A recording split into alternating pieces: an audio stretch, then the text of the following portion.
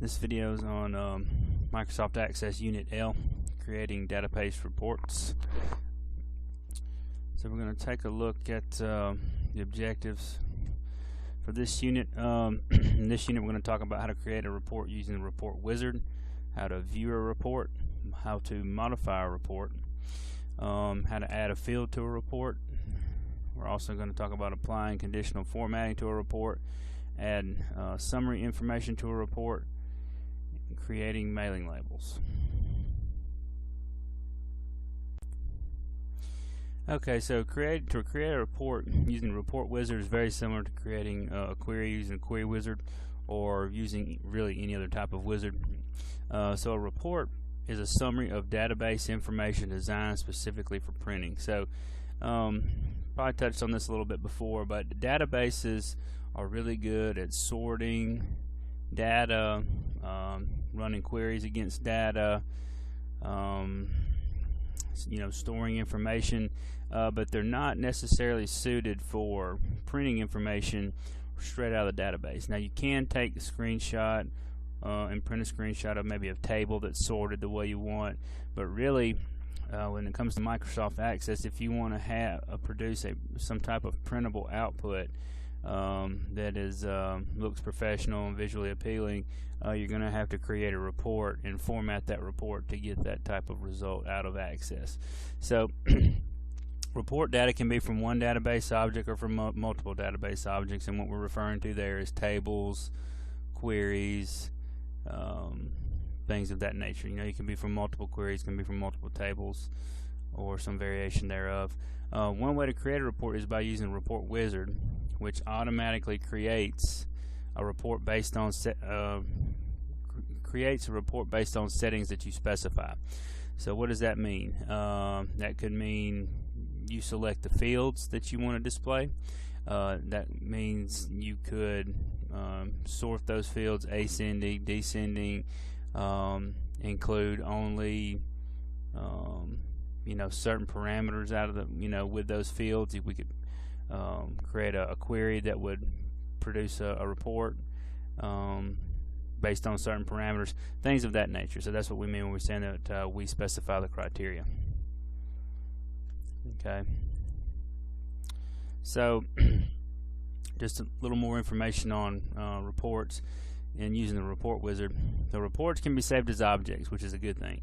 So once you create a report, you basically will create a report by building the structure of the report, formatting the report the way you want it to look, including the data that you want to include, things of that nature, and that format, that structure of that report can be saved so it can be used over and over again. Reports also consist of sections that contain specific information, as we would expect. It could be, again, any field in a database. It could be a calculated field. It could be any number of things, as long as it can be pulled or created from information in the database. You should be able to include it in any report that you would want to create. So choosing the record sources to select database objects from which the report gets its data. Alright, so that's going to be one of the things that you're going to do using the report wizard. You're going to select which tables, if you want to select the output of a query, you can do that. So you're going to choose the data source as you would expect when you make your way through the report wizard. You can also use grouping to organize a report by field or field values. It's just another way to format a report. Okay, so when we start talking about viewing a report, there are several different views, and this is similar to the views that you would expect in Microsoft Word or Microsoft Excel or PowerPoint. There's more than one way to look at a document in those applications, just like there is more than one way to look at a report in Microsoft Access. So you've got the print preview, which we all should know what print preview is by now. That's exactly how the report will look when it's printed on paper. So it gives you an idea of what it's going to look like. Report view looks similar to print preview, except it displays the report in continuous flow without page breaks. So it's not exactly the printed format. Design view, that includes many tools for modifying the report, but shows only the structure of the report and not any included data, just like design view does for queries or tables. Same idea. Displays the structure only, no data related to it. And then the layout view does not include many modification tools as design view, but it also shows report data. So that's kind of like a hybrid of report view and design view. That's what layout view is. It does have some modification tools, not as many, but it also shows you report data, which can be helpful. And these icons that you'll notice in Access to Microsoft Access 2013, that anytime you see an icon with a colored background that matches the color of the application. For example, Microsoft Access is, as you can see, the icon at the bottom of my screen here has a purple icon. Well, if you see a button that has that purple background, you're going to find it down on the toolbar, or down on the bar at the bottom right hand, or just above the toolbar, I should say, on the bottom right hand corner of the screen. The green ones you would see for Excel, a blue background what you would see on buttons for Word, and then the red ones you would see for PowerPoint. And those would be located, let's see here, again I'm using Windows 2007, so it's not visible here, but you would find those, actually let's see, okay, so this is a similar, the 2007 version doesn't have the colored icons, but at this location on the screen you should have 3 or 4 buttons: data sheet view, pivot table view. So these are some different views than what's listed in our PowerPoint, but this is the area that you would find those views that I'm referring to, and you would be able to toggle between the views by clicking those icons. Okay, so that's what these are. But the key is, anytime you see that colored background on the icon, those buttons are not up here on the ribbon, they're down at the bottom on the bar at the bottom of the screen. Okay. Alright, so sometimes once we've created a report, we may want to modify a report. And reports are commonly modified to improve its appearance. Let's say we've created a report and we really don't like the way it looks, or it doesn't look the way we expected it to. So we would modify that report, and we can use, probably in that situation, as the PowerPoint indicates, you can use layout view to resize, move, and delete columns, so you can kind of get an idea of what you're doing to your report with some data included while you're modifying the report. So that's a good time that layout view would be useful to use, is when you do have some data available, and you're modifying the report to try to tweak its appearance and make it look presentable. Okay, adding a field to a report. So you can also use layout view to add a field to a report. You just open the field list and double click the desired field, and those fields are added to the left side of a report. Adjustments might need to be made, as you might expect, to the other columns to place the new field where needed. And since you create reports unless you use some type of template. Reports are somewhat freestyle, so you can add text and labels and data anywhere on the report. You can also use a template that kind of gives a standard layout, but anytime you want to add data to the report, you're going to have to probably move around some of the other data fields on that report to adjust it and make it look appropriate. Alright, and just a little bit more on adding fields to the report. A field is composed of 2 parts: the field label and its associated control. Now, what is a control? Our text lists a control as an object that displays information in a report, and different types of controls are used for each data type. So when you add a field to a report, the field label is automatically added to the header section, and the control is added to either the group header or the detail section. Okay, and you will see that in your tutorial when you get to, let's see, when you get to the report section. Alright, so adding a field to report, here are just some common terms that you would need to know, like the report header that contains the report name or a company logo and appears only at the top of the first page of the report. So notice it's called a report header instead of the next term, which is called page header. You obviously, as you would expect, that contains field labels and appears at the top of every page, but below the report header on the first page. Okay. A group header contains the chosen group field name and appears at the beginning of a group's records. Group is replaced by the chosen field name. So if you have a group of records that you want to call attention to, you can use a group header to do so. Detail usually contains bound controls and appears once for every record in the underlying data sheet. So that's a detail. And the group footer is a footer, as you might expect, that contains the chosen group field name and appears at the end of every group of records. Group is replaced by the field name. So this is, you have a group header and a group footer. Call out a specific group of fields if you so choose. Then you also have a page footer, which would be a footer located at the bottom of each page throughout the report, and then a report footer, as you might guess, is the last item to appear in the report, and it's a footer at the bottom of the last page of the report. Alright, so let's see. Applying conditional formatting to a report. We should remember conditional formatting from Microsoft Excel, and you can apply conditional formatting to access to highlight key information. For example, if I wanted to create a report on sales and highlight the top performers and maybe the subpar performers on my report, I can format my report using conditional formatting to do so. And what conditional formatting means, just as a refresher, is you're going to format the data on the report based on some condition. For example, for sales, let's say that every salesperson has a sales goal of $15,000 a month. Well, once that condition, being $15,000, is met, then you may want to color that salesperson's information green on your report. So a manager, a higher level manager, can look at the report quickly and see who obtained their sales goal and who didn't, and he can focus on the areas that need improvement.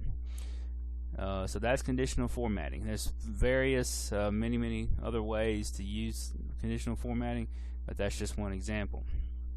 Okay, and you'll access the conditional formatting rules manager dialog box from the report layout tools format tab in layout view. So in the layout view, you should see a report layout tools format tab when the report is selected. Remember, that's a contextual menu. When that item is selected, an additional menu becomes available. It allows you to work with more options based on that object. Alright, let's see. Adding summary information to a report. Alright, so it is possible to add like a summary information in some reports that display statistics about one or more fields in a database. And summaries can include statistics from sum, average, count, minimum, maximum, and any other numeric field. It's kind of we should remember those functions from Microsoft Excel. And there are 5 summary calculations you can use in your database reports. And you can add summary information while creating the report with a report wizard. So you have the option to create it while you're going through the wizard, or creating it after the fact if you need to modify your report. Okay.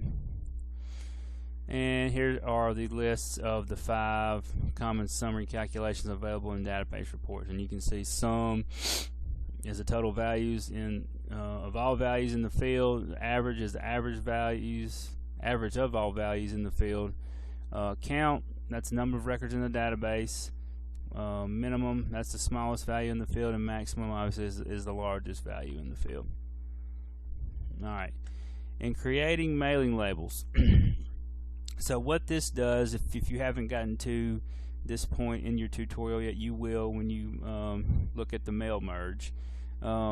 you do not have to print all reports. You can use the data in a database to create other forms of printed output, such as labels or envelopes. And you can use the label wizard to create labels containing data from any fields in a database. And those labels can be based on queries or tables. So what we would do in this situation is we could create a query that would create labels for us using the salutation, the first name, last name, address, city, state, zip for a list of customers.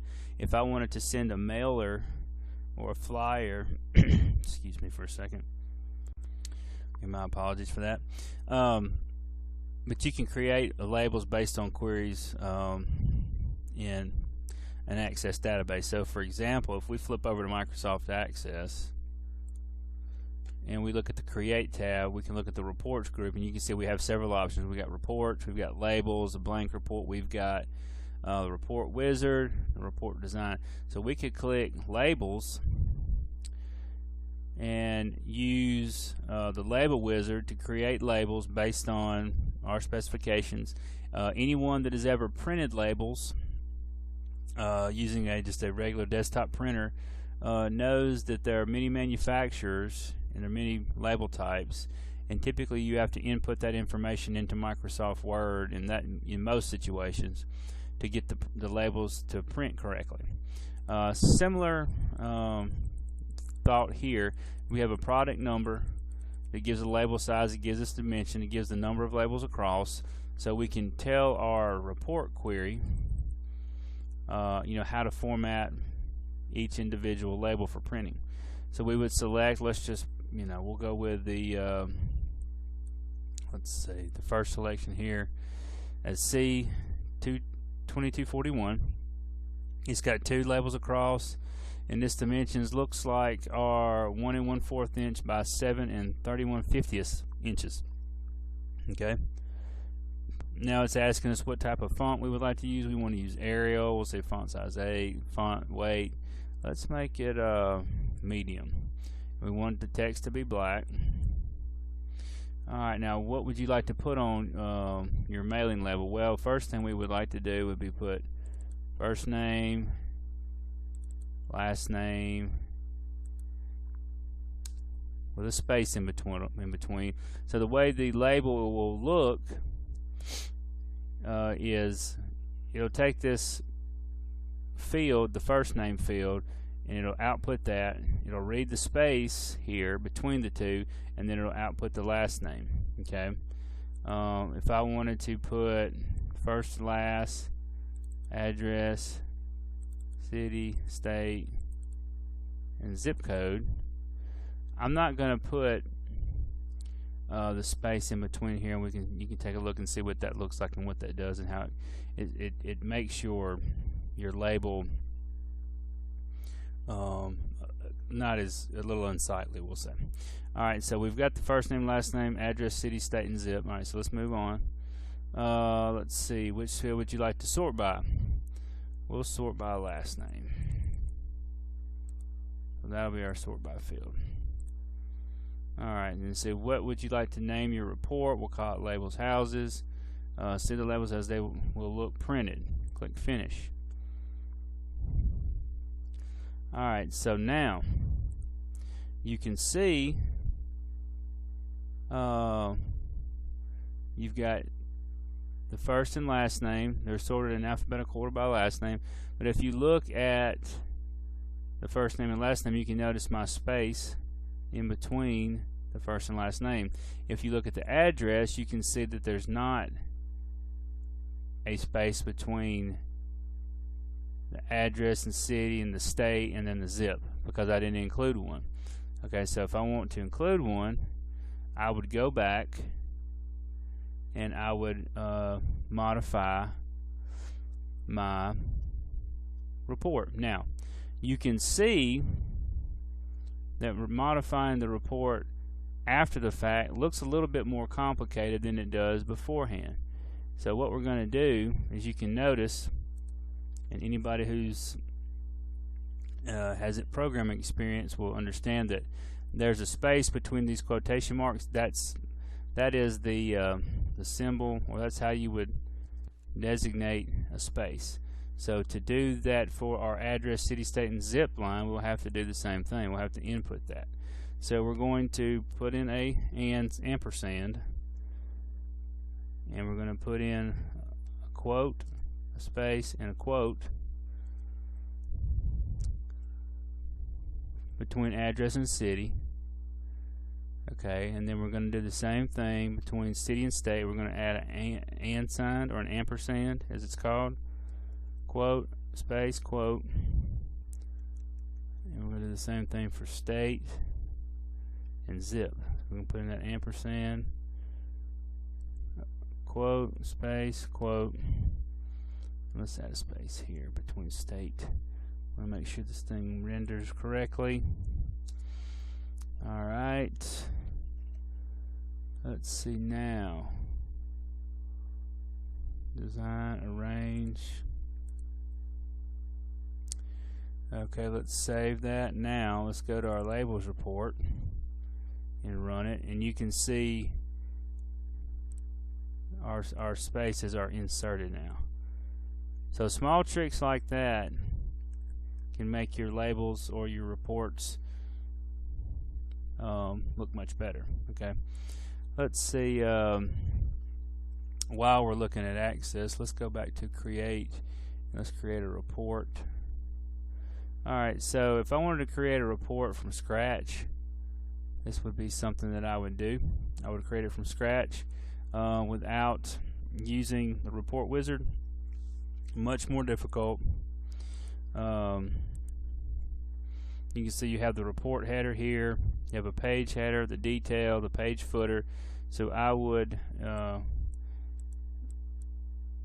excuse me, I could insert my controls and my labels and create my own report using the design view in this manner. Or the much easier and preferred method would be to create using a report wizard, and we'll select our table houses.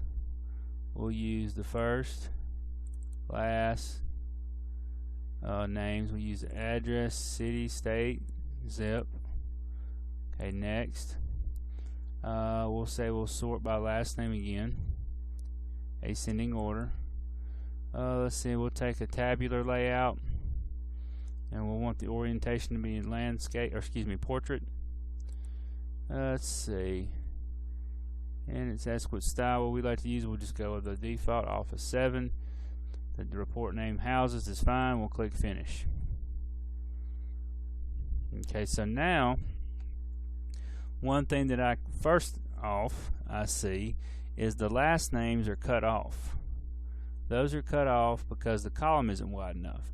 Looks like some of the addresses are probably also cut off. Well, the only way I can correct that is to go to the design view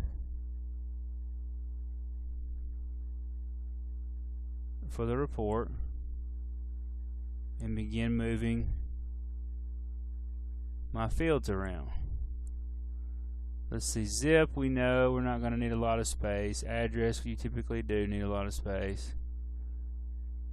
So we'll take address, we'll make it a little bit bigger. And you can see here, these are the headers up here. These are the details. This is where the data is coming from. Okay. Alright, so we'll save that. We'll go back to report view. Now you can see the last names are easily seen. Addresses are easily seen. And we still have enough room for the city, state, and zip. And our report looks fairly good. Okay. So this is how you create a report. Creating reports, mailing labels, that's all going to be part of your assignment for Microsoft Access. I will say that during your assignment there are 3 or 4 questions when you're creating queries. Let's go ahead and pull that up from the website. Let's go to assignments.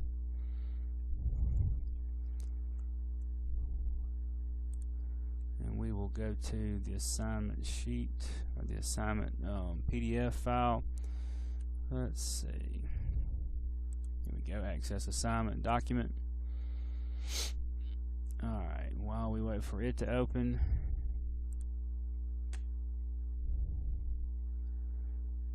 I'll point out a couple of tips to everyone.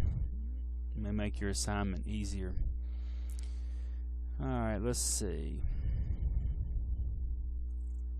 While we wait. Okay, there's our assignment. Alright, beginning at number, I'll say number 6, you're going to create some queries. What I will say about creating these queries is that when you're asked to run or create a query that only specifies or only selects a certain criteria, remember that word. Looking at a query, see if we have one handy. We don't. We can make one really quick.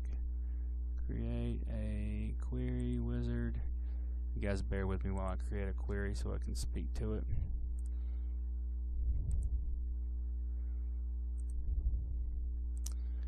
Okay, so let's open the query. We've got it open. Let's go to design view. Alright, so our assignment asks us to select houses which are only in the state of Lee. Okay? Alright, so if I wanted to do that, I would create a query, and then in my criteria box, I would type in Lee, and I would run it. And you can see before where I had my query returned all of the records in the database, because basically all I asked my query to do was return all the records in the database because I didn't specify any criteria.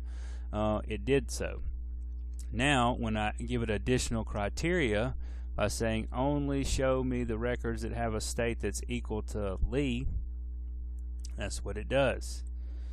Okay, so that's one way, or one example.